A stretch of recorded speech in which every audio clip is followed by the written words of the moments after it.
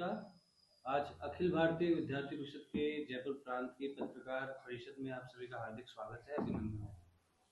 मैं केशव पारिक, हमारे माननीय श्री हर्षित जी का, जो कि हमारे राष्ट्र मंत्री, उनका हार्दिक स्वागत करता हूँ। हर्षित जी राष्ट्र मंत्री का दायित्व मिलने के बाद पहली बार हमारे जयपुर महानगर में हम सभी के बीच उपस्थित हुए हैं। आप श्री अभिनव जी हैं, आप मूलतः धौलपुर से हैं, आप हमारे जयपुर प्रांत के प्रांत मंत्री हैं। आप श्री अंजलि चौरसिया जी हैं, हमारे जयपुर प्रांत की प्रांत से मंत्री हैं। आगे के विषय के लिए मैं हर्षित जी से निवेदन करता हूँ। आप सभी को नमस्ते, प्रणाम, राम।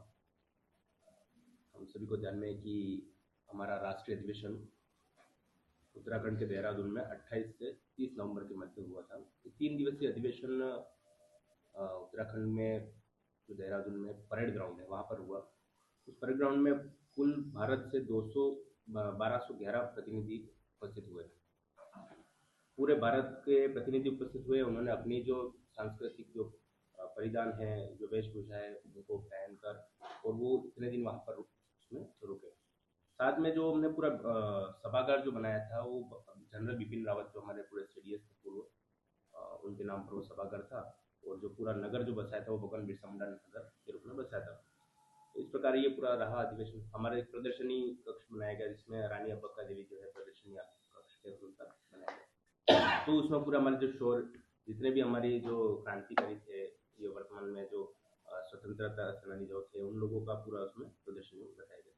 साथ ही उत्तराखंड की जो वहाँ के जो कल्चर है, जो वहाँ का वेशभूषा है, खान पान है, उन सबको उस प्रदर्शनी में भी बताया गया। साथ में वहाँ पर 3 शोभा यात्रा आई थी, कलश यात्रा आई थी 3। एक थी जो रानी अब्बक्का, जिनकी 500वीं वर्षगांठ जो जन्म जयंती वर्ष है वो चल रहा है, और उसमें 3000 किलोमीटर दूर से वह आई यात्रा। कर्नाटक से शुरू होकर वो पहुंची उत्तराखंड। और एक दूसरी शोभा यात्रा जो आई वो उलियातू, भगवान बिरसा मुंडा की जन्मस्थली उलियातू, वहाँ से उलियातू से होते हुए सीधा वो भी देहरादून है।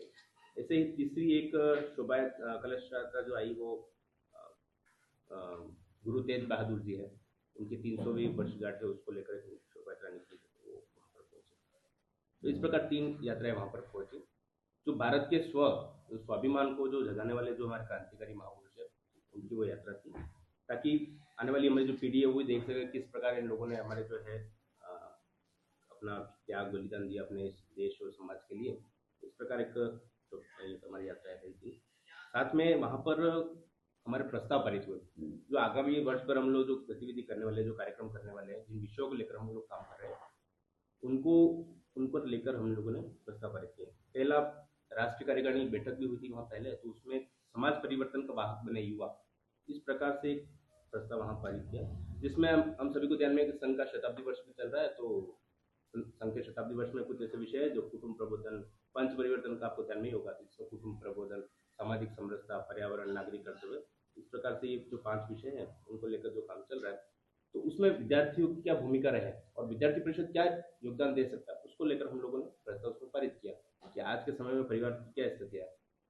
जो हमको ध्यान में परिवार टूट रहे हैं, या नगरों में क्या स्थिति हो रही है, ग्रामीण अंचलों में भी आजकल किस प्रकार, तो हम लोग परिवार में ना विषय रख पाते हैं। हम लोग को ध्यान में आते कि आजकल विद्यार्थी तो सुसाइड कर लेता है छोटे छोटे विषयों में बात है। तो इस प्रकार चीज़ें हैं जो, तो उनमें विद्यार्थी परिषद क्या योगदान दे सकते हैं, उसको लेकर थोड़ा सा हम लोग उसमें प्रस्ताव पारित किया और विषय वहाँ सुझाव किया है सब लोगों ने किए। साथ ही एक प्रस्ताव जो है हम लोगों ने रखा था, पर्याप्त वित्तीय आवंटन सहित सभी शैक्षणिक संस्थानों को एक समृद्ध